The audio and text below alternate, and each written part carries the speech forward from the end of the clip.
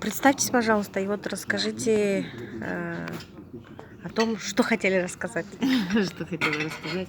В 1999 году была открыта первая группа самопомощи для людей, употребляющих наркотики. Это группа анонимных наркоманов, очень известная во всем мире.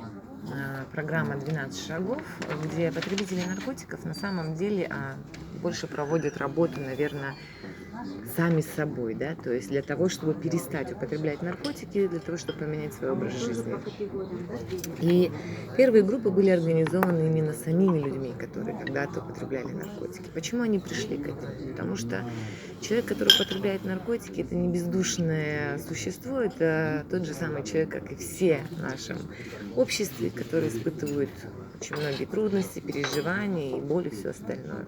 Соответственно, чувство вины и понимание того, что все происходит не так, как хотелось бы в жизни, оно, конечно, и рано или поздно приводит к человеку к пониманию того, что нужно менять что-то в своей жизни. А чтобы что-то поменялось, это первое – бросить употреблять наркотики. То, что мешает жить так, как все обычные люди нашего общества. Тогда сколько людей было? И на что вы жили, имеется в виду? Как вы, откуда лекарства? Или вот как вы останавливали? Группы, сейчас я вам расскажу, группы анонимных наркоманов, они не финансируются никем. Там не нужно никаких средств.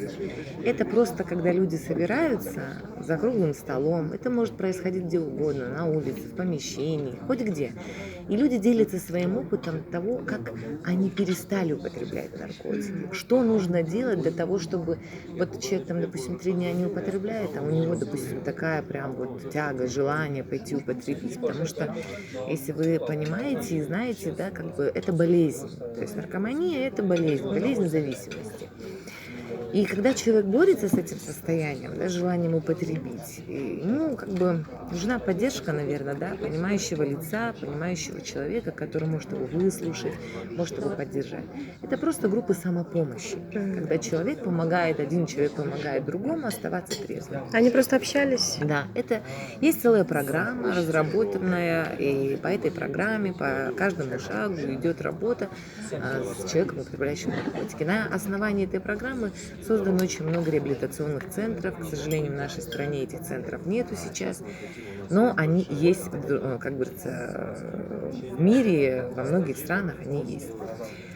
И когда вот эти группы начались, мы пришли к такому мнению, что не каждому помогает просто, то есть не каждый может просто прийти на группу и просто вот так взять и бросить. То есть мы стали осознавать, что должны быть этапы, то есть детокс, то есть детоксикация, да, потом человек ходит на группу, но что-то, чего-то не хватает, что-то выпадает из этого, потому что не каждый может держаться просто вот так вот усилием воли или чего-то. И тогда мы поняли, что нужно делать реабилитационную программу. Так как ни государственные программы, ни донорские организации не поддерживали такую идею, мы ее сделали просто сами. Мы просто взяли в аренду дом, и там мы работали с людьми. Это чисто психологическая работа, это группа самопомощи, общение, это трудотерапия и так далее и тому подобное. В последующем люди стали интересоваться, что как бы и донорские организации, государственные структуры, видя, что люди сами, употребляющие наркотики, пытаются что-то изменить, они пытаются поменять свою жизнь, и они поддерживают также других, таких же своих друзей, они стали заинтересованы этим. Я очень благодарна на тот момент, это уже 2002-2003 года, я очень благодарна главному врачу Асанову, который был главный врач-нарколог, Асанов наркологии. Он поддержал, что такая реабилитация, такое лечение потребителей наркотиков, оно в мире поддерживается, и Кыргызстан тоже может принять такое решение, что не обязательно медикаментозно лечить, что медикаментозное лечение – это всего лишь снятие боли на время. Да, это снятие боли, вот этих симптомов, а по сути это менять надо здесь, Да. что это все зависит, привязанность к этому веществу. И тогда была поддержана первая реабилитационная как бы первая реабилитация в Кыргызстане, которая была не медикаментозной, не под государственной структурой. Это организация, общественный фонд «Ранар». Это первая организация, которую мы создали самими людьми, потребляющими наркотиками. Да. То есть люди... Можно вопрос? Извините, Да. а вот они вот круглые сутки находились Да. в этом обществе? Нет. Или они на приходили и группу- уходили? На группу они приходили и уходили. Это 2 часа, час идет как бы обсуждение состояния, что с кем происходит. И второй час, это уже, то есть зачитываются какие-то там тексты, которые говорят, что нужно предпринимать, обсуждение этого, ну это как такие мини-лекции, можно сказать. Мне сложно объяснять про программу 12 шагов. Я думаю, что если вы забьете в гугле, вы найдете эту программу, она очень большая, на это очень много нужно времени, чтобы объяснить. А вот в реабилитационном центре, да, они находились сутками. То есть реабилитация, она длится от 28 дней и далее. Но после того, как человек выходит с реабилитационной программы, он должен посещать группы самопомощи. Это поддержка, да, то есть чтобы человек не сорвался. И сколько человек прошло через вашу программу?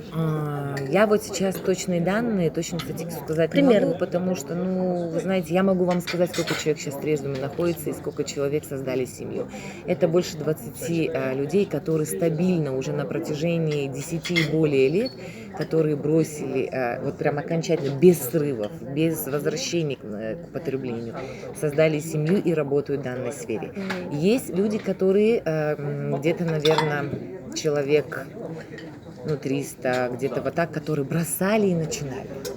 Это что ж не так легко. Вот человек, да. бывает, год-два держится, потом срывается, уходит на год, на 2. Если, дай Аллах, остается живым, то у него всегда есть возможность вернуться. Такие тоже есть, но их, конечно, больше, нежели тех, которые вот бросили и перестали употреблять. На сегодняшний день что вы делаете? Что есть? На сегодня- Организация работает. Работает на что? Да, я хотела сейчас перейти к этому моменту, что эта программа, то есть реабилитационная программа поддерживалась донорскими организациями, как Кархаб, вы, наверное, слышали в свое время, да? Глобальный фонд поддерживал эту программу. Но с того момента, как доноры решили не финансировать данную программу, потому что выхлоп реабилитации в сравнении с программами снижения вреда метадоновой программой и обменом шприцев оказалась достаточно маленькая, они закрыли эти программы. То есть реабилитационной программы на данный момент нет, к сожалению, очень большому сожалению, ее нету. На данный момент я лично, я являюсь членом общественного совета Приксин, работаю в тюремной системе, провожу мониторинг программ снижения вреда, работаю с людьми, живущими с ВИЧ, то есть также то же самое мониторинг, насколько исполняется программа по снижению вреда, как ведется работа с людьми, живущими с ВИЧ, насколько люди привержены, либо что нужно делать для более приверженности людей к принятию препаратов.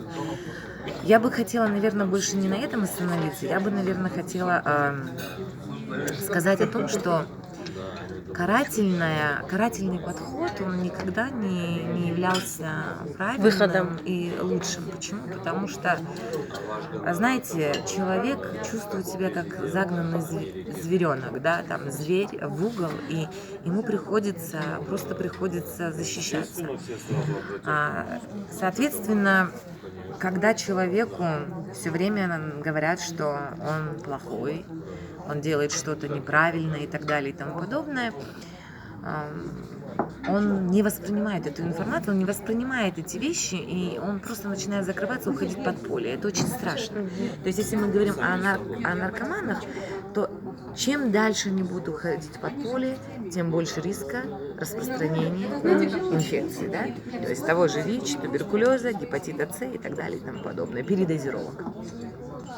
То есть, чем больше мы будем относиться к данной категории людей как к людям, имеющим заболевания, как к болезни, и будем понимать, что это в наших руках, помочь этим людям не то чтобы излечиться до конца, да, то есть наркомания, она неизлечимое заболевание, но есть период, да, то есть как ремиссия, человек может быть всю жизнь находиться в состоянии ремиссии. Если мы будем поддерживать именно эту политику, то я думаю, что изменений будет намного больше.